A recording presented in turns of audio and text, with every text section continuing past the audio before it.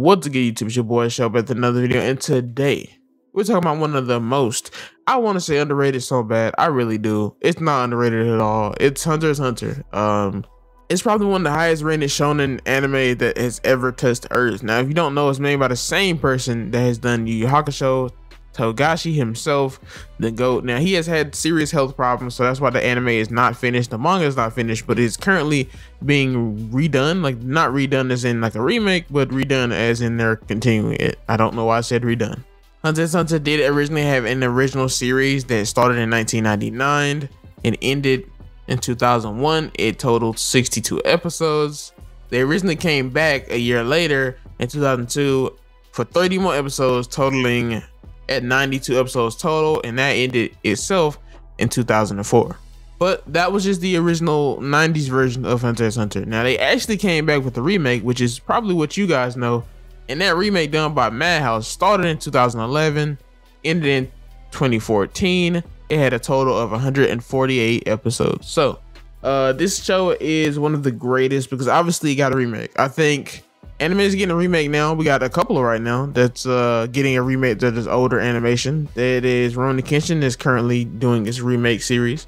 Also, Trigun is also doing something similar. They did more of a revision than a remake. You know what I'm saying? Like, so I get it. Older anime tend to have a certain feel to them. You know what I'm saying? Like, those authors are really deeply rooted.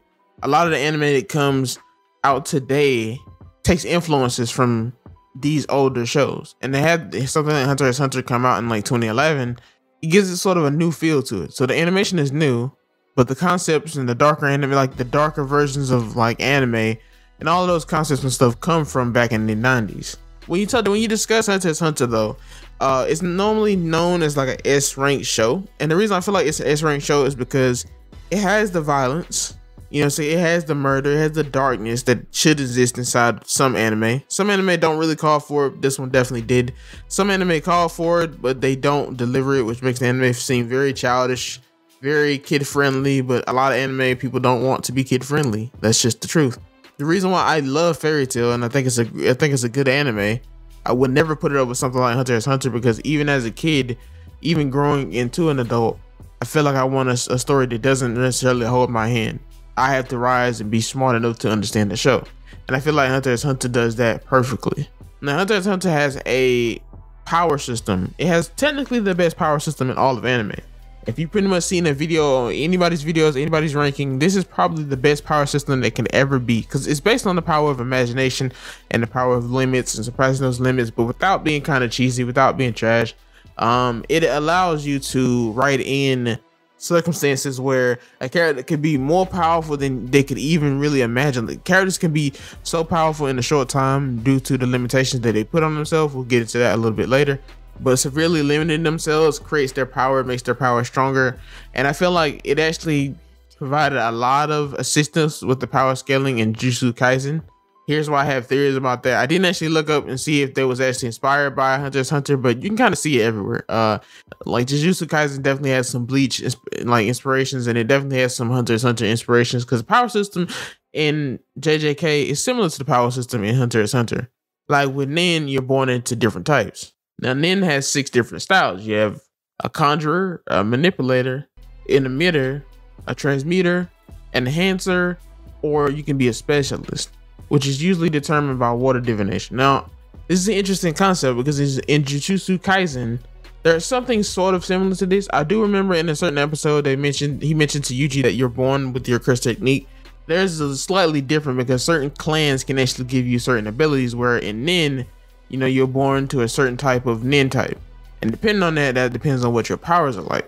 The one thing I like about Nin though, is that Nin allows for restrictions on yourself. This is the same way in JJK. Now, if you remember in JJK where they placed a barrier specifically for Gojo, this actually made the barrier stronger, because the barrier only wants to keep Gojo out, but everybody else can come in and out. So you basically make a barrier not necessarily strong. It's not about the strength, which is what I love about these two shows. It's about the technique. It's about how well are you planning for a certain event. Okay, let's be honest. Hunter x Hunter did not have a Gojo. Gon and Killua were far from the strongest in their entire show, but they were able to outsmart and kind of beat their opponents through being smart with their nin, being smart with their power, especially Kurapika. But before I get off track, now the actual shield did not let Gojo in, but it let everybody in and out, therefore powering the shield to only keep Gojo outside, having that restriction that everybody else does not matter to this barrier, just Gojo. For somebody as strong as him, it had to be done. Now in Hunter x Hunter, there's a character named Kurapika. Now he is actually the template for Sasuke. It's been said that Sasuke basically was heavily inspired by Kurapika, because Kurapika is a character whose clan had red scarlet eyes that you find out later on in the series can technically give them different abilities, which would explain why they were actually hunted for their eyes. They were hunted for their eyes by the Phantom Troupe, which is a very legendary criminal organization inside Hunter x Hunter. That's why it's so weird, you know? Obviously, why would you? I mean, obviously the items could be used for collector's items, but apparently it allows them to control 2 different nin types. We'll get to that later. Now Kurapika, his only vengeance is against the spiders. He doesn't really care. He doesn't really want to kill anybody else. He doesn't have any other goal. His only goal is to avenge his clan. Sound like somebody we know. So in order to do this, Kurapika makes the power so strong, but specifically strong only against people that are members of the Phantom Troupe. And say it, he even put a sacrifice, put a chain around his heart to say that if he does this move against anybody that's not a Phantom Troupe member, he will die. The ability to sacrifice himself in a pact, the ability to restrain and overpower a Phantom Troupe member who are all more powerful than him. He's a beginner at this, but he has willed his nin in such a determined focus, such a iron will that he basically will never use any of that power against anybody else for the rest of his life. He's put that down in a vow, in a will. It's a bond, it's a pact, and you cannot break that pact or you will die.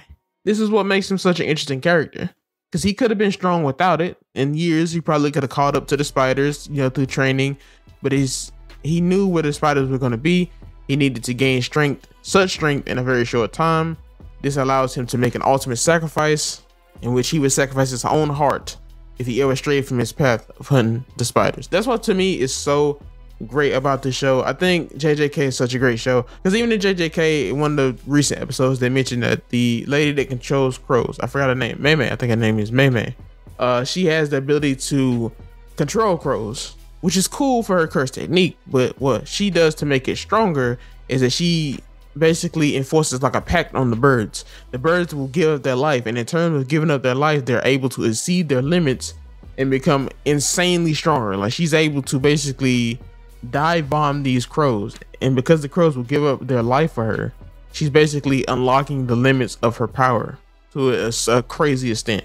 That's the one thing I like about these shows in particular. These shows are all about power, bro, and not the power of strength, not like strength, who can beat who in a fight. It's all about power. What is your specific power, and how can you use it to manipulate your enemy? How can you use it to beat your enemy without having the pure raw strength that it takes to defeat such an enemy? I think the way that these shows are written was perfect. I see a lot of similarities. I could really go into a whole hour video talking about nin in depth, talking about cursed energy in depth, but in reality, there's no need to do that unless you guys subscribe. But thanks for watching this video, man. I'm not gonna lie, I really like talking about Hunter x Hunter. Hopefully the anime comes back. My guy has been rewriting new chapters, so there's a lot of stuff they didn't adapt from the manga. It was like a little bit of stuff that the manga had kept going, and then they eventually stopped. The anime didn't get there. They stopped after the ant arc, and I really would love to see where they go from there. It looks like Jujutsu Kaisen might actually finish before Hunter x Hunter. I think that Jujutsu Kaisen right now has really leaned into that unique power system. I think this is the best new age power system, and that's why Jujutsu Kaisen is an S-rank anime right now. It's following the same principles as Hunter x Hunter. Like, let us figure out how a power can be broken. Give me a very trash power and then show me how I can abuse that power to be amazing.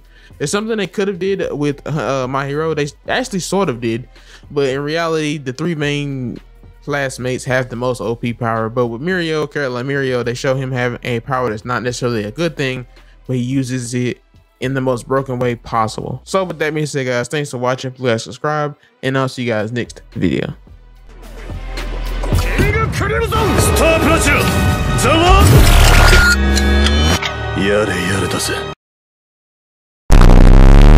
Do you like the content? Like and subscribe. If that little bell icon so you can get my videos on time. And back to the video.